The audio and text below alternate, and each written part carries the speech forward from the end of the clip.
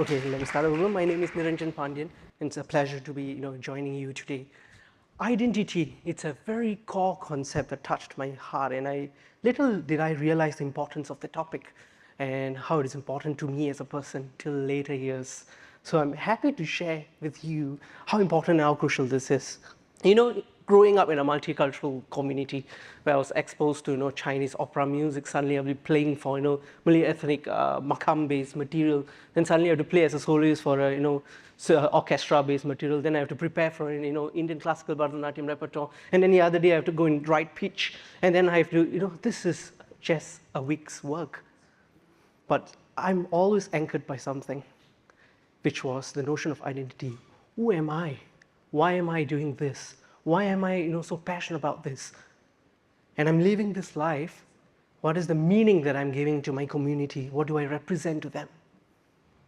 And that's the very notion of identity. But there's a backstory to how I really realized who I am. When I was, in my primary, secondary school days, those were my dark days, because every single day I was, dragged to come to school because I was bullied. Every single day I was bullied in many faceted ways, very creative ways people have found to bully me. So I'll be, seated in a class, my music instrument will disappear, it will be thrown out of the class. And there'll be moments where I'll be seated at a corner being shot by rubber bands. I lost myself. I didn't know who I was, and I didn't have a voice. I didn't dare to voice out. I didn't tell them, please stop. All I could do is just stay in silence. Till I came across music, sound, that very beautiful element. Every single day, I was just going back home after a hard day, after getting bullied, I would go back home and just play music. I was in the Western classical music genre. I was also playing Indian classical back then when I was around 11, 12 years old. And I was just using that as an escape. Every day I would play music, every day, playing different ragas, playing different compositions, just to understand how that, gave me a beautiful space to escape reality. And over the years, I came across this particular quote: to inspire, be inspired. I realized in every aspect of my life, right, where I play in a Chinese music setting or play with, a Malay ethnic percussion, I realized that they were so diverse. They're so beautiful. I learned their makamic way, Arabic way of playing music. And little did I know that I was actually emulating them in my own music, be it as a composer, as a producer, or as a music director or a performer. These elements crept into the way I play. Little was I very conscious about this. This happened as I lived the human experience. That very notion of being inspired, little did I know that people were actually inspired by my work. Not needing to be forceful about, oh, I want to be inspiring. No, you don't need to be on that note. Just feel free flowing. Listen to many people. Listen to people's advice. Be very open. And, it's a diversified community, especially in Singapore, where you get to do different things in a single day. And this particular mantra, to inspire by inspired, till day, it's my driving force to where I am, whoever that I work with. It opens my mind and allows me to work. Moving on to the next beautiful code, second aspect of my life, is to actually know yourself. Knowing yourself is the very beginning of your journey. This was like a very underappreciated quote back then, because for me, it was very at a superficial level until I realized the profundity. When you don't know yourself, the concept of interdependence, when you don't really know yourself, you can't expect anyone to know you. In order for other people to appreciate you and understand your worth, you need to know. If not for you, then who else? And that's when I realized an anecdote happened. I related to it. A lot of things in life connected as I experienced them. So what you're experiencing now, in 10 years' time down the road, you will realize, I remember this particular experience or a speech, it will resonate. So knowing myself, I realized that I have this love for sound and music, And I was very visceral about it. When I was in a symphonic orchestra, I had my own sound and my own tone. And people usually say, you have a very beautiful tone. And back then, I will just brush it off. Yeah, that's fine. But over the years, I realized that it became the sound of Niranjan Pandian, the sound that I can use to convey my pain, the sound that I can use to convey my success, my happiness, all the emotions that I can emote.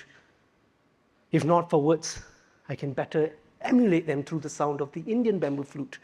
And it became through my compositions, my productions.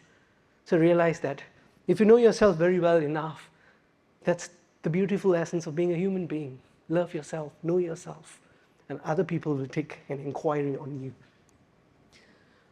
And moving on to knowing yourself this at this stage, right? I didn't do it over a year. It took me, now I'm 31, it took me 31 years. It's a long journey. But as long as you're aware that knowing yourself is one of the life goals, know yourself, take your time. Good things take time, doesn't it? Live every moment, breathe, appreciate the people that come across. Let them contribute to how you know yourself. They will inspire you. And in years to come, you will start connecting with yourself. So I can share with you a particular anecdote that happened.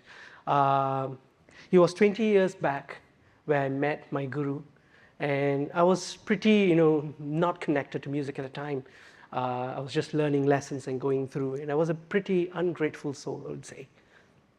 20 years from that on, there was this concert. I was seated on the stage and I was performing, and I forgot that choreo, that performative sequence that I need to do.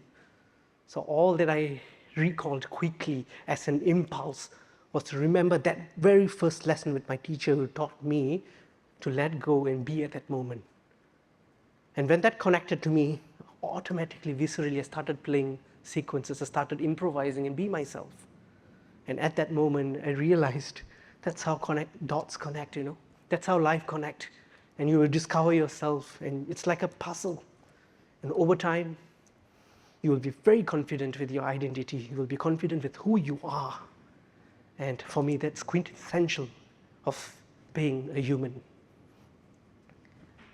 And moving on, to the final aspect, that is something that's very beautiful and I feel very meaningful and profound, is differences and how you embrace them.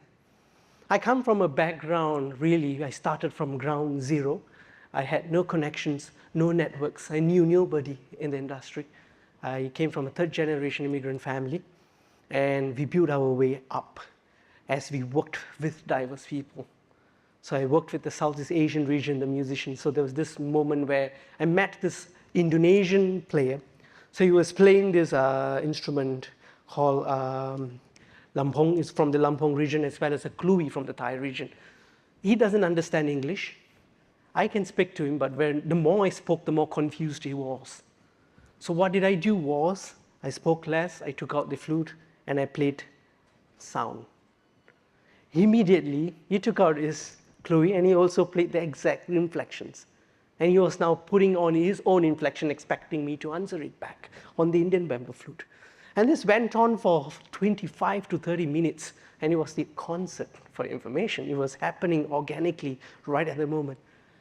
Then I realized, wow, this is what I yearn for. This is so beautiful. You don't have to speak.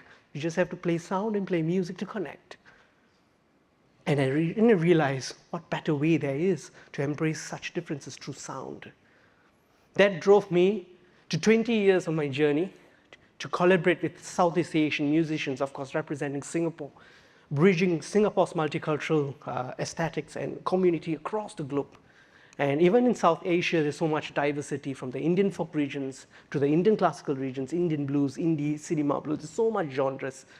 But it's just so beautiful to bring everyone together through the notion of sound, and how that drove the element or the notion of embracing differences. I realized this is so beautiful concept, and somebody like me who really didn't have an identity, and I thought I could, really have discovered it very much early in my life. I would have stood up during my bullying. When someone bullying, I would have said, no, this is who I am, I represent this, I'm confident with what I do. But I realized time reveals itself, experiences will show. And once you understand this beautiful connection, you will know how to embrace differences. And importantly, you will learn to connect stories and share experiences with people from diverse backgrounds. A lot of my friends are Chinese and Malay musicians as well.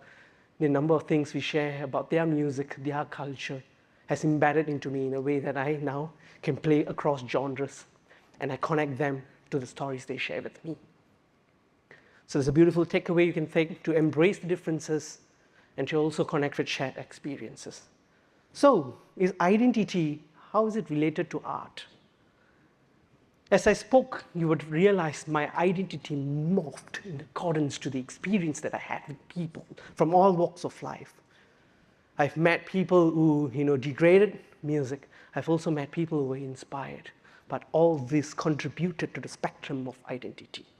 Like an art piece, like how it evolves across time and moments, that's how your identity will morph to who you are in years to come. And the beauty is, you will connect back to these experiences in time to come. So if not now, then never. Seek your identity. It will be you, it will be your life, and live it. Thank you.